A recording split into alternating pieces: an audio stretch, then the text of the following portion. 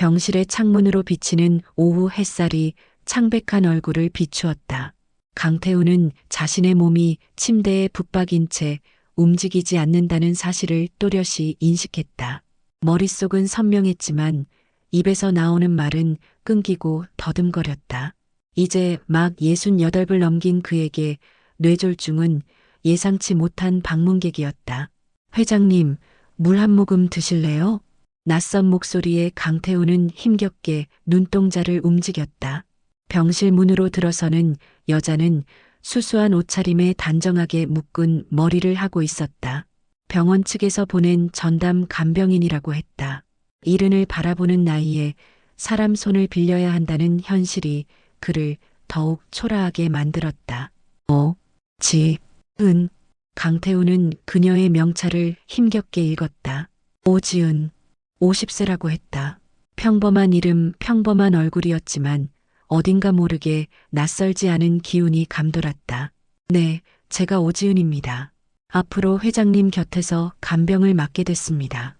지은은 공손하게 인사를 하고는 침대 옆 테이블을 정돈하기 시작했다. 그녀의 손놀림은 빠르고 정확했다. 물컵, 휴지, 약통, 모든 것이 완벽한 위치에 놓였다. 회장님 상태가 많이 불편하시겠네요. 하지만 걱정 마세요. 제가 있으니까요.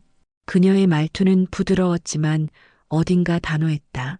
강태우는 무언가 답하려 했지만 입에서는 알아들을 수 없는 소리만 새어나왔다. 뇌졸중 이후 말을 제대로 하지 못하는 것이 그를 가장 괴롭혔다. 태우그룹의 수장으로서 한마디 말이면 수천억의 결정이 이루어지던 그가 이제는 물 한 모금을 청하는 것조차 힘겨웠다. 지은은 강태우의 이마에 물수건을 올려주었다. 그 순간 그는 이상한 느낌에 사로잡혔다. 물수건을 짜는 방식, 이마에 올리는 손길이 어딘가 익숙했다. 마치 오래전부터 알고 있던 손길 같았다. 물수건은 너무 차갑지도 뜨겁지도 않게 해야 합니다. 그렇죠? 그녀의 말에 강태우는 눈을 크게 떴다. 그 말은 마치 자신의 취향을 정확히 알고 있는 듯했다. 아내 은희가 그렇게 했었다. 항상 미지근한 물수건으로 그의 이마를 닦아주던. 다음 날 아침 지은은 정확히 6시에 병실 문을 열었다. 손에는 갓 지은 미음이 담긴 그릇이 들려 있었다. 회장님, 아침 식사 시간입니다. 오늘은 잘 주무셨나요? 강태우는 고개를 살짝 끄덕였다. 그것이 그가 할 수 있는 최대한의 대답이었다. 미음 온도가 적당한지 확인해 볼게요. 지은은 미음을 손등에 살짝 떨어뜨려 온도를 확인했다. 그리고 그릇을 테이블에 내려놓기 전에 한 번 더 저어주었다. 그 모습을 보며 강태우는 다시 한번 이상한 기시감에 사로잡혔다. 그 행동은 너무나 익숙했다. 마치 30년 전 그의 곁에 있던 사람을 보는 것 같았다. 자, 한 숟가락만 드셔보세요. 너무 뜨겁지는 않죠? 지은은 부드럽게 미음을 강태우의 입에 가져갔다. 미음은 정확히 그가 좋아하는 온도였다. 뜨겁지도 차갑지도 않은. 강태우의 눈에서 의문이 깊어졌다. 이 여자는 도대체 누구인가? 오후가 되자 병실은 태우그룹 관계자들로 북적였다. 부회장, 비서실장, 의사, 간호사들이 번갈아 들어왔다 나갔다 했다. 그럴 때마다 지은은 조용히 뒤로 물러나 있었다. 하지만 그녀의 시선은 언제나 강태우를 향해 있었다. 방문객들이 모두 떠난 뒤 지은은 다시 강태우의 곁으로 다가왔다. 그녀는 침대 옆에 앉아 창 밖을 바라보았다. 비가 올 것 같네요. 회장님은 비 오는 날을 좋아하시나요? 강태우는 그 질문에 순간 굳어졌다. 그는 비 오는 날을 증오했다. 30년 전 그날도 비가 왔었다. 제가 노래 한 곡 불러드릴까요? 비 오는 날엔 자장가가 좋다고 하잖아요. 지은의 목소리가 낮게 깔리며 노래가 시작되었다. 처음에는 작은 허밍으로 이내 가사가 따라붙었다. 별빛이 내리면 그대 잠을 이루길. 구름이 걷히면 그대 꿈을 꾸기를. 강태우의 심장이 격렬하게 뛰기 시작했다. 그 노래, 그건 은희만 알던 노래였다. 은희가 직접 작사하고 작곡한 단 둘만의 노래였다. B-B-B 심장 모니터의 경보음이 요란하게 울렸다. 지은은 노래를 멈추고 당황한 듯 그를 바라보았지만 그 눈빛 속에는 다른 무언가가 숨겨져 있었다. 괜찮으세요? 의사를 불러드릴까요? 강태호는 힘겹게 고개를 저었다. 그녀를 바라보는 눈빛이 달라졌다. 의심, 공포, 그리고 희미한 기대감이 뒤섞인 복잡한 시선. 노래. 지은은 잠시 망설이는 듯했다. 그리고는 조용히 말했다. 마음에 드셨나요? 제가 어릴 때부터 좋아하던 노래예요. 거짓말이었다. 그 노래는 세상 어디에도 존재하지 않았다. 오직 강태우와 윤은이만 알고 있던 노래였다. 다음 날부터 강태우는 지은을 다른 시선으로 바라보기 시작했다. 그녀의 걸음걸이, 물건을 짚는 방식, 웃을 때 살짝 기울어지는 눈꼬리. 모든 것이 은희와 닮아 있었다. 하지만 그건 불가능했다. 은희는 30년 전 그 비 오는 날 산길에서 차 사고로 세상을 떠났다. 아니, 정확히는 오늘은 물리치료 날이네요. 저와 함께 복도를 걸어볼까요? 지은이 휠체어를 침대 옆으로 가져왔다. 강태우는 그녀의 손길을 받아들이며 천천히 휠체어로 옮겨 앉았다. 복도를 지나는 동안 그녀는 조용히 이야기를 이어갔다. 이 병원 뒤편에 있는 산책로가 참 좋더라고요. 나무들이 많아서 공기도 맑고, 회장님 건강이 나아지시면 함께 산책하면 좋겠네요. 강태호는 무언가 말하고 싶었지만 여전히 입에서는 알아들을 수 없는 소리만 나왔다. 지은은 그의 좌절감을 읽었는지 부드럽게 웃으며 말했다. 괜찮아요. 서두르지 마세요. 말씀하시고 싶은 거 다 알아요. 시간이 지나면 말씀도 돌아올 거예요. 물리치료실에 도착해 치료사가 강태호를 맞자 지은은 잠시 복도에 나와 창밖을 바라보았다. 빗방울이 유리창을 타고 흘러내리고 있었다. 그녀의 눈에도 빗방울처럼 무언가가 맺혔다 흘러내렸다. 일주일이 지나고 강태호의 상태는 조금씩 나아지고 있었다. 이제 그는 간단한 단어들을 더 또렷하게 말할 수 있게 되었고 오른손도 미세하게 움직일 수 있었다. 의사들은 놀라운 회복 속도라며 칭찬했지만 강태우의 마음속은 평온하지 않았다. 그날 밤 병실은 다시 둘만의 공간이 되었다. 지은은 창가에 서서 비 내리는 바깥을 바라보고 있었다. 요즘 비가 참 자주 오네요. 산길에서는 특히 위험하죠. 그쵸, 회장님? 그녀의 말에 강태우의 호흡이 거칠어졌다. 산길, 비, 그리고 그날의 기억들이 밀려왔다. 왜 그런 말을 하냐고요? 지은은 천천히 고개를 돌려 그를 바라보았다. 그냥 문득 그런 생각이 들었을 뿐이에요.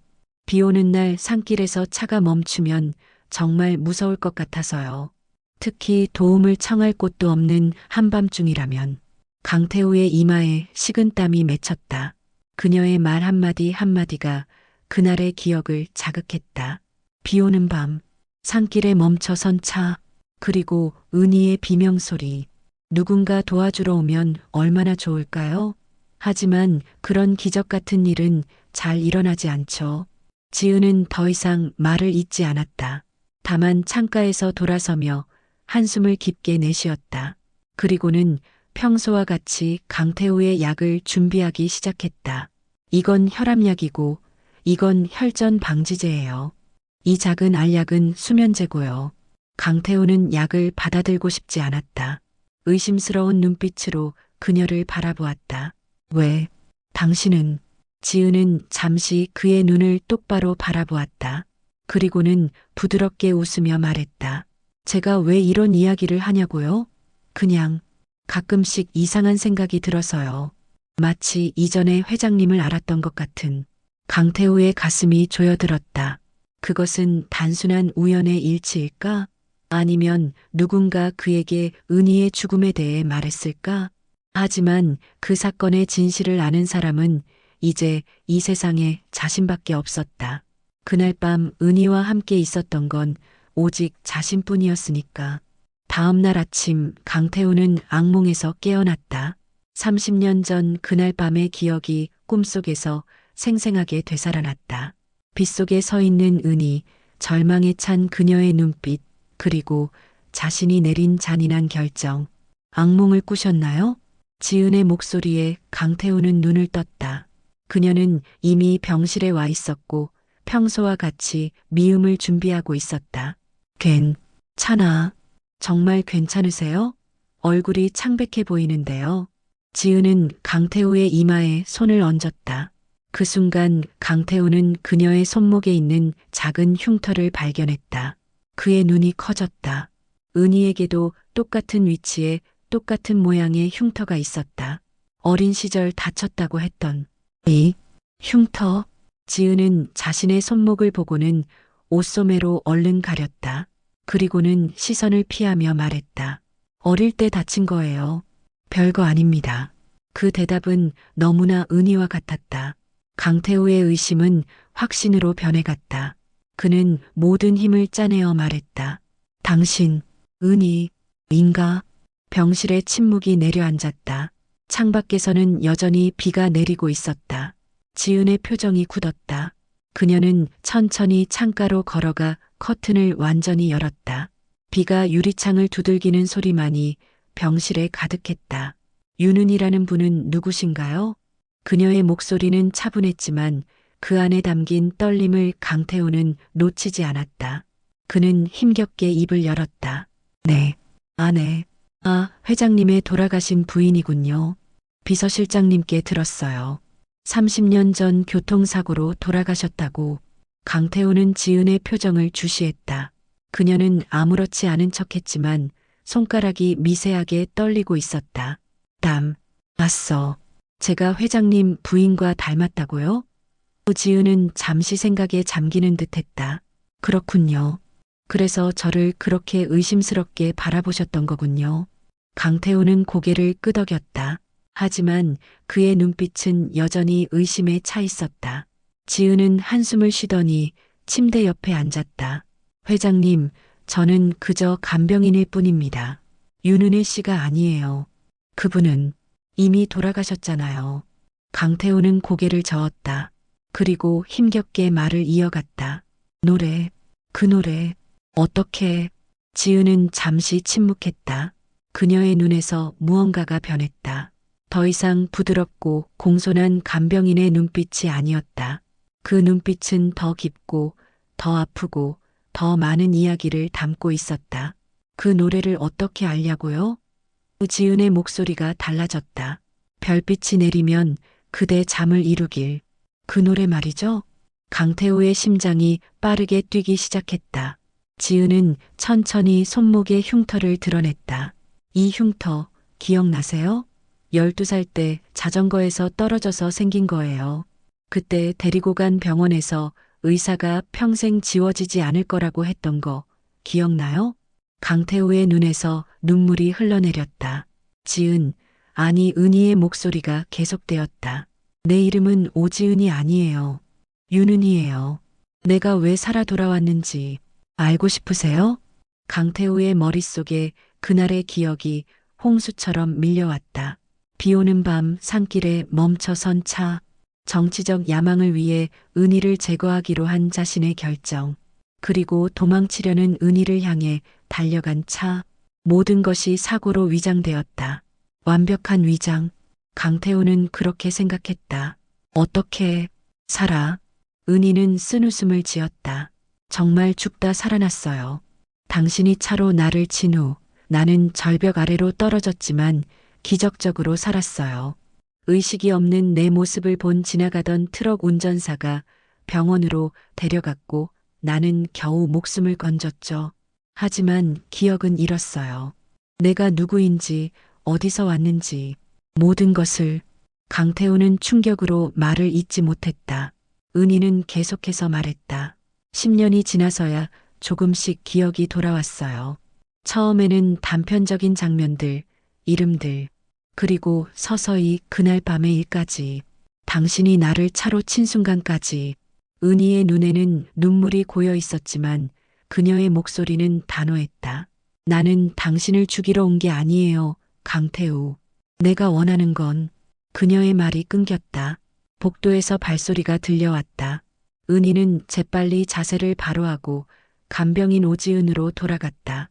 병실 문이 열리고 의사가 들어왔다. 회장님, 오늘 상태가 어떠세요? 아, 오지은 씨, 수고가 많으시네요. 의사는 강태우의 상태를 체크하기 시작했다. 강태우의 눈은 여전히 은희에게 고정되어 있었다. 그의 눈에서는 공포와 죄책감, 그리고 이상하게도 안도감이 번갈아 지나갔다. 의사가 떠난 후 병실에는 다시 둘만 남았다. 강태우와 은희. 30년 만의 재회였다. 내가 왜 돌아왔는지 궁금하지 않아요? 은희는 여전히 간병인의 복장을 하고 있었지만 이제 그녀의 목소리와 태도는 완전히 달라져 있었다. 그녀의 눈에는 오랜 세월의 아픔이 깃들어 있었다. 복수? 알아? 강태우의 질문에 은희는 고개를 천천히 저었다. 처음엔 그랬어요. 기억이 돌아왔을 때 나는 당신을 증오했어요. 내 인생을 망친 사람, 나를 죽이려 했던 사람. 하지만 시간이 지나면서 깨달았죠. 복수는 나를 치유하지 못한다는 걸. 은희는 창가로 걸어가 비 내리는 풍경을 바라보았다. 20년 동안 나는 당신을 지켜봤어요. 당신이 어떻게 태우그룹을 일으켰는지, 어떻게 권력의 정점에 올랐는지, 그리고 그 모든 과정에서 얼마나 많은 사람들을 짓밟았는지도. 강태우는 무언가 말하려 했지만 말이 나오지 않았다. 죄책감이 그의 목을 조여왔다. 난 당신이 고통받길 원했어요. 내 삶을 지우고 회장 자리에 앉은 당신, 이제 그 대가를 받아야죠. 강태우의 눈에 공포가 서렸다. 은희는 그를 향해 천천히 다가왔다. 하지만 내가 원하는 건 당신의 목숨이 아니에요. 그건 너무 쉬운 탈출이니까. 은희는 강태우의 손을 조심스럽게 잡았다. 그 손길은 따뜻했다. 내가 원하는 건 당신의 진실된 참회예요. 모든 것을 고백하고 당신이 저지른 일에 대한 책임을 지는 것. 그게 내가 살아 돌아온 이유예요. 강태우의 눈에서 눈물이 흘러내렸다. 그는 은희의 손을 힘겹게 쥐었다. 미안해. 정말 미안해. 은희의 눈에도 눈물이 고였다. 그녀는 강태우의 눈물을 닦아주었다. 내가 당신을 용서할 수 있을지는 모르겠어요. 하지만 시도는 할 수 있을 것 같아요. 당신이 진정으로 변한다면. 그날 밤부터 강태우의 회복은 놀라울 정도로 빨라졌다. 마치 오랫동안 그를 짓눌렀던 무거운 짐이 내려진 것처럼 그의 몸은 서서히 힘을 되찾아갔다. 은희는 여전히 오지은이라는 이름으로 그의 곁을 지켰다. 그녀는 완벽한 간병인이었다.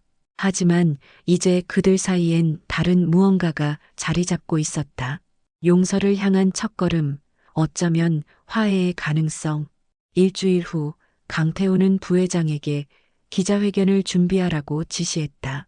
그는 더 이상 숨기고 싶지 않았다. 모든 진실을 세상에 고백하기로 한 것이다. 정말 그럴 거예요? 모든 걸 다 말할 거예요? 은희의 질문에 강태우는 확고하게 고개를 끄덕였다. 해야 해. 책임져야. 그날 밤 은희는 강태우의 침대 옆에 앉아 그의 손을 잡았다. 창밖에는 여전히 비가 내리고 있었다. 하지만 이제 그 빗소리는 더 이상 공포가 아닌 정화의 소리로 들렸다. 지옥에서라도 너를 기다릴게. 강태우가 힘겹게 말했다. 은희는 쓴웃음을 지었다. 지옥은 필요 없어요. 당신의 참회가 진실되다면 우린 둘 다 더 나은 곳으로 갈 수 있을 거예요. 그녀는 조용히 자장가를 불러주기 시작했다. 그 노래, 30년 전 둘만의 노래를 불러주었다. 강태우는 그 노래를 들으며 조용히 눈을 감았다. 아침이 밝았을 때 강태우는 평소보다 일찍 눈을 떴다. 병실은 조용했고 비는 그쳐 있었다. 창문으로 들어오는 햇살이 방 안을 환하게 비추고 있었다. 그러나 은희의 모습은 보이지 않았다. 은희, 어디? 강태우는 힘겹게 일어나 주변을 둘러보았다. 침대 옆 테이블 위에는 작은 상자가 놓여 있었다. 그는 천천히 손을 뻗어 상자를 집어들었다. 덜덜 떨리는 손으로 상자를 열자 그 안에는 반지 한 쌍이 들어 있었다. 혼인 반지였다. 30년 전 그들이 함께 고른 반지. 은희의 시신이 발견되지 않아 장례식에서도 사용되지 못했던 그 반지. 강태우는 반지를 들어 올리며 눈물을 참을 수 없었다. 상자 밑에는 작은 쪽지가 있었다. 용서와 참회는 다른 것입니다. 참회는 행동으로 증명해야 합니다. 당신이 약속한 일을 꼭 지키세요. 그럼 언젠가 다시 만나게 될지도 모릅니다. 강태우는 쪽지를 가슴에 안은 채 흐느꼈다. 은희가 떠났다. 다시 찾아왔던 그녀가 또다시 그의 곁을 떠난 것이다. 하지만 이번에는 다른 방식으로. 그날 오후 간호사가 새로운 간병인을 데리고 병실에 들어왔다. 회장님, 오지은 씨가 개인 사정으로 더 이상 간병을 못하게 되었답니다. 오늘부터는 김미영 씨가 간병을 맡게 될 거예요. 강태우는 아무 말도 하지 않았다. 다만 창밖을 바라보며 깊은 생각에 잠겼다. 은희는 어디로 간 걸까? 그녀는 정말 자신을 용서할 수 있을까? 일주일 후 강태우의 건강 상태는 놀라울 정도로 호전되었다. 의사들도 이런 빠른 회복을 이해할 수 없다며 놀라워했다. 마침내 그가 기다려온 날이 왔다. 기자회견 날이었다. 태우그룹 본사 대회의실에는 수십 명의 기자들이 모여 있었다. 강태우는 휠체어를 타고 들어왔지만 그의 눈빛은 또렷했고 목소리도 전보다 훨씬 명확해져 있었다. 오늘 저는 제 평생의 가장 큰 죄에 대해 고백하려 합니다. 회의실은 숨죽인 긴장감으로 가득 찼다. 30년 전 제 아내 윤은희의 죽음은 사고가 아니었습니다. 그것은 제가 계획한 살인이었습니다. 청중들 사이에서 놀라움의 탄성이 터져나왔다. 카메라 플래시가 쉴 새 없이 터졌다. 부회장과 비서들의 얼굴은 창백해졌다. 저는 정치적 야망을 위해 제 미래에 방해가 될 것이라고 생각한 아내를 제거했습니다. 그리고 그것을 교통사고로 위장했습니다. 강태우는 떨리는 손으로 물을 한 모금 마시고 말을 이어갔다. 하지만 그녀는 살아남았습니다. 그리고 30년 만에 저에게 돌아와 용서와 참회의 기회를 주었습니다. 기자들은 혼란스러움에 빠졌다. 살아남았다는 윤은희는 어디에 있는 거지? 그녀는 왜 여기 없는 거지? 제가 저지른 죄는 단지 이것뿐만이 아닙니다. 강태우는 이어서 자신이 권력을 위해 저지른 모든 부정과 비리, 사람들에게 가한 상처들을 낱낱이 고백했다. 그리고 마지막으로 그는 자신의 모든 재산을 사회에 환원하겠다는 의지를 밝혔다. 이것이 진정한 참회의 시작입니다. 저는 법의 심판을 받을 준비가 되어 있습니다. 기자회견이 끝난 후 경찰이 강태우를 체포했다. 그는 저항하지 않았다. 오히려 마음이 평온해 보였다. 마치 오랜 짐을 내려놓은 듯한. 그날 저녁 멀지 않은 곳의 작은 요양원에서 한 여자가 뉴스를 보고 있었다. 오지은이라는 이름으로 살아가는 윤은이였다. 그녀는 화면 속에서 체포되어 가는 강태우를 바라보며 조용히 눈물을 흘렸다. 그것은 증오의 눈물도 완전한 용서의 눈물도 아니었다. 복잡한 감정이 뒤섞인 눈물이었다. 요양원 창문 너머로 비가 다시 내리기 시작했다. 하지만 이제 그 비는 더 이상 아픔의 기억이 아닌 새로운 시작을 알리는 소리였다. 은희는 창가에 기대어 멀리 보이는 도시의 불빛을 바라보았다. 그곳 어딘가에 강태우가 있었다. 이제야 비로소 진실된 참회의 길을 걷기 시작한 그가. 우리의 이야기는 아직 끝나지 않았어. 은희는 속삭였다. 언젠가 또 만나게 될지도 모르니까. 비는 계속해서 내렸고 요양원의 창문을 타고 흐르는 빗방울은 마치 오랜 상처를 씻어내리는 듯했다. 은희는 조용히 자신의 혼인 반지를 바라보았다. 그녀는 반지 한 쌍 중 하나를 가져왔던 것이다. 다른 하나는 강태우에게 남겨두었다. 1년이 지났다. 가을 햇살이 요양원의 정원을 따스하게 비추고 있었다. 은희는 휠체어에 앉은 노인을 정원으로 밀고 나왔다. 요양원에서 간병인으로 일하던 그녀는 이제 이곳에서 평온한 나날을 보내고 있었다. 오늘은 날씨가 참 좋네요. 이 할아버지. 은희는 환자를 벤치 옆에 세우고 자신도 옆에 앉았다. 가을 바람이 그녀의 머리카락을 살짝 흔들었다. 신문을 펼치자 강태우의 기사가 눈에 들어왔다. 태우그룹 전 회장, 복역 중 사회복지사업 시작해. 그는 감옥에서도 자신의 참회를 실천하고 있었다. 사형이나 무기징역이 예상되었던 그의 형량은 건강상의 이유로 15년으로 줄어들었다. 하지만 그에게 남은 시간이 그리 많지 않다는 것을 모두가 알고 있었다. 은희는 가끔 그를 생각했다. 증오와 사랑, 복수와 용서 사이에서 갈등하던 그 시간들 그녀는 아직도 완전히 그를 용서하지 못했다. 하지만 이제는 그 기억이 그녀의 삶을 지배하지 않았다. 윤은희 씨, 뒤에서 들려온 목소리에 은희는 천천히 고개를 돌렸다. 교도소 관계자로 보이는 젊은 남자가 서 있었다. 네, 저입니다. 강태우 씨의 건강이 많이 악화되었습니다. 그가 당신을 마지막으로 만나고 싶어 합니다. 은희의 가슴이 철렁 내려앉았다. 이 순간이 올 줄 알았지만 막상 닥치니 준비가 되어 있지 않았다. 다음 날 은희는 교도소 병동을 찾았다. 강태우는 침대에 누워 있었다. 1년 전보다 훨씬 야위고 초라해진 모습이었다. 하지만 그의 눈빛은 이상하게 평온해 보였다. 와줘서 고마워. 그의 목소리는 여전히 힘겨웠다. 은희는 그의 침대 옆에 앉았다. 그녀는 무슨 말을 해야 할지 몰랐다. 아직도 날 미워해? 은희는 솔직하게 대답했다. 아직 완전히 용서하지는 못했어요. 하지만 미움도 줄어들었어요. 강태우는 약하게 웃었다. 그는 힘겹게 손을 뻗어 서랍에서 무언가를 꺼냈다. 그것은 그녀가 남겨두고 간 혼인 반지였다. 내가 가진 유일한 보물. 은희의 눈에서 눈물이 흘러내렸다. 그녀는 조용히 자신의 가방에서 또 다른 반지를 꺼냈다. 강태우의 눈이 놀라움으로 커졌다. 완전한 용서는 아직 못해도 당신이 참회하는 모습을 지켜봤어요. 그리고 그건 의미가 있어요. 그녀는 조심스럽게 강태우의 손에 반지를 올려놓았다. 두 개의 반지가 30년 만에 다시 만났다. 함께 갈 수 있을까?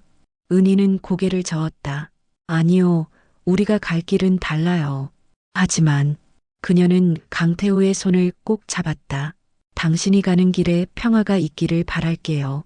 창밖에서 비가 내리기 시작했다. 하지만 이제 그 비는 더 이상 공포의 대상이 아니었다. 그것은 정화와 새로운 시작의 상징이었다. 은희는 강태우가 평온하게 잠들 때까지 그의 곁에 있었다.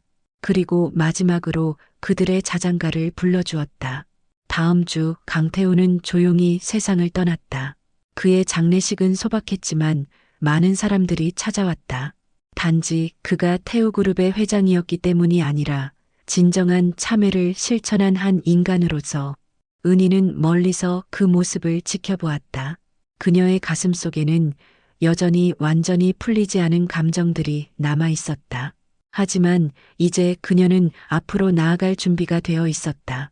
요양원으로 돌아가는 길, 비는 그쳤고 하늘에는 무지개가 걸려 있었다. 은희는 그것을 바라보며 생각했다. 인생은 때로 잔인하고 불공평하지만 용서와 참회의 가능성은 언제나 존재한다고. 그리고 그것이 우리를 앞으로 나아가게 하는 힘이라고. 그녀는 자신의 반지를 바라보았다. 이제 그것은 더 이상 아픔의 상징이 아니었다. 그것은 삶의 복잡함과 그 안에서 찾는 화해의 가능성을 상기시켜주는 물건이 되었다. 비가 그친 하늘을 바라보며 은희는 마침내 미소 지었다. 진정한 자유를 향한 첫걸음을 내딛는 그 순간이었다. 계절이 바뀌고 세월이 흘렀다. 은희는 요양원에서의 생활을 정리하고 바닷가 작은 마을로 이사했다. 그곳에서 그녀는 작은 꽃집을 열었다. 윤의 정원이라는 이름의 꽃집에는 햇살과 바다 내음이 가득했다. 처음으로 그녀는 자신의 본명을 사용하기 시작했다. 더 이상 숨을 필요가 없었다.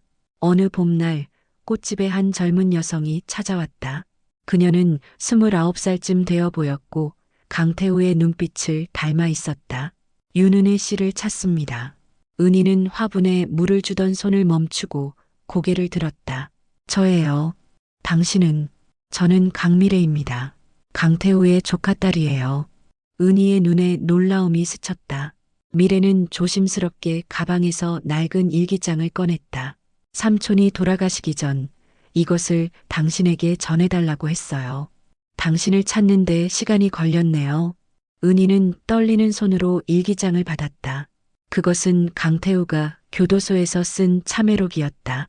첫 페이지에는 그가 직접 쓴 편지가 있었다. 은희에게 당신이 내 곁으로 돌아왔을 때 나는 두려움과 기쁨이 뒤섞인 이상한 감정을 느꼈습니다. 내가 당신에게 저지른 일을 용서받을 자격이 없다는 것을 알면서도 당신의 얼굴을 다시 볼 수 있다는 것만으로도 감사했습니다. 이 일기장은 내가 참회의 시간 동안 쓴 기록입니다. 아마 당신은 여전히 나를 용서하지 못할 테지만 이것이 내가 줄 수 있는 마지막 진실의 조각입니다. 은희는 미래에게 차를 권했다. 그들은 꽃집 뒤 작은 정원에 앉아 이야기를 나누었다. 미래는 강태우의 마지막 날들에 대해 이야기했다. 그가 얼마나 많은 사람들에게 진심으로 사과했는지, 자신의 재산을 어떻게 사회에 환원했는지. 삼촌은 변했어요. 진짜로요. 당신 때문이었습니다. 해가 질 무렵 미래는 일어섰다. 떠나기 전 그녀는 한 가지 더 질문했다. 행복하세요? 은희는 잠시 생각에 잠겼다. 그리고 진실된 미소를 지으며 대답했다. 네, 이제는 행복해요. 완전한 용서까지는 아직 멀었지만 마음의 평화는 찾았답니다. 미래가 떠난 후 은희는 정원에 앉아 일기장을 천천히 넘겨보았다. 강태우의 글씨는 서툴지만 진심이 담겨 있었다. 그녀는 밤이 깊어질 때까지 그것을 읽었다. 다음 날 아침 은희는 바닷가로 나갔다. 손에는 2개의 반지가 들려 있었다. 그녀는 잠시 그것들을 바라보다가 깊은 숨을 내쉬었다. 그리고 바다를 향해 조용히 속삭였다. 이제는 정말 안녕, 강태우. 은희는 반지들을 품에 안은 채 바다를 바라보았다. 하지만 예상과 달리 그녀는 반지를 바다에 던지지 않았다. 대신 다시 주머니에 넣었다.